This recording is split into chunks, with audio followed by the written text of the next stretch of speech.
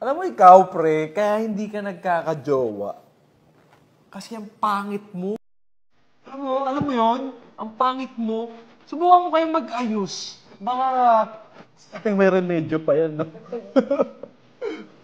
Baka sobrang pangit ka naman sa akin. Alam ko naman na pangit ako. Hindi mo naman kailangan ipamukha sa akin yun. Tsaka, bakit? Gwapo lang ba yun? May karapatang magmahal ngayon? Tinatanong pa.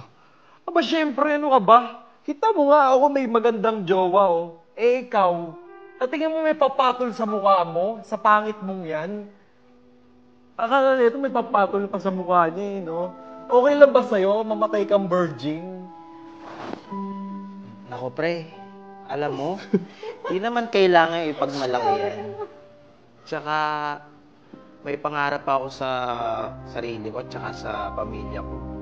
Tsaka, darating naman yan kung gugustuhin, di ba? Wow! Tingnan mo to, kapal na mukha nitong pangit mo to. Umaasa kang may darating sa'yo? Sa itsura mong yan. Alam mo kung ako siyempre, di na ako aasa. Kasi ang mukhang pangit na yan, walang papatol dyan. Ikaw lang masasaktan. Di ba? Ano ba itong ano to? Naginip yata to. Bahala na, pre. Basta ako, a-attend ko yung para sa akin. At okay na ako doon. Sigurado ka? Seryoso ka ba sa sinasabi mong pangit ka? Alam mo, di na ako nagtataka, baka pati magulang mo kinahihiya ka eh. Na sobrang pangit mo. Real talk, di ba? Baka pati magulang nito kinahihiya na siya sa sobrang pangit nito eh. Bakit naman ako ikakahiya ng magulang ko? At least ako, kahit ganito ang itsura ko, hindi ako maasa sa magulang ko. Tatandaan mo tong araw na to. Tinawag pa tayo nitong pangit na to. Huwag na nga lang tayo dito. Kakasira ng mood yung mga pangit. Hello, babe. Huwag ka na magalit. Pag-usapan natin to, please. Maniwala ka naman sa akin. Babe. Babe.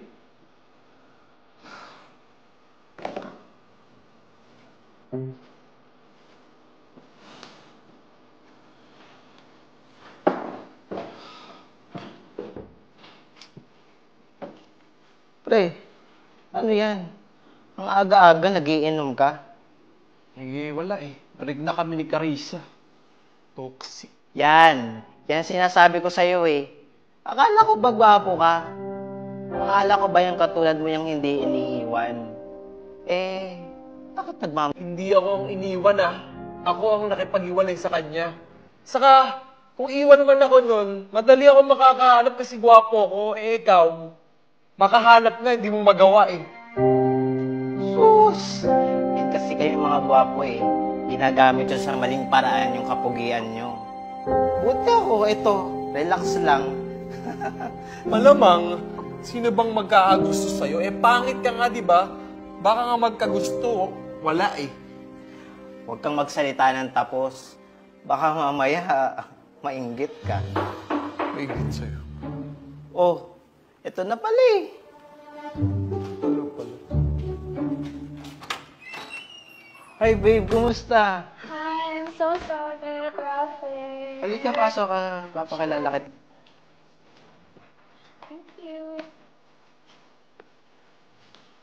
Hello? Sino yan? Saan mo nakuha yan? Girlfriend ko. Bakit?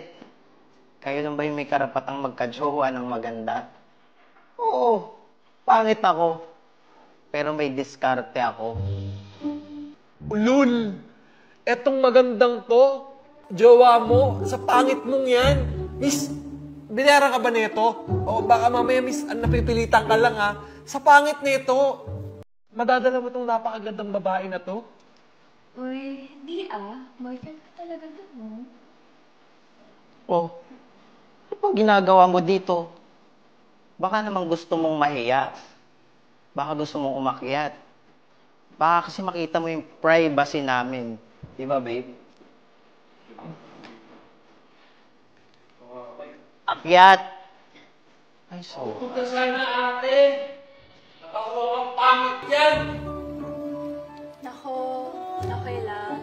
Tanggap ko naman yung buong pagkatao Sa wakas, masasolo ko na rin yung girlfriend ko.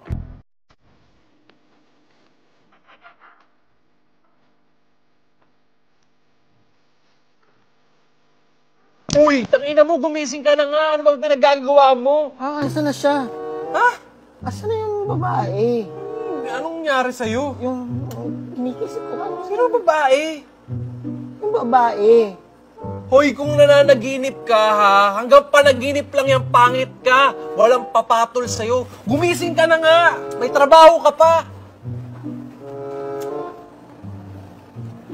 Tanginang panaginip yan, oh. Pati ba naman sa panaginip, ang pangit ko. Sa panaginip na nga lang magkakajowa, ginising pamputa. Sana binangungot na lang ako eh.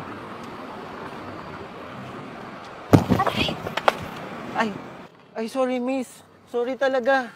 Ano ba yan? Ba't ba kasi? Sorry miss, nalagay na sinasadya. Sorry.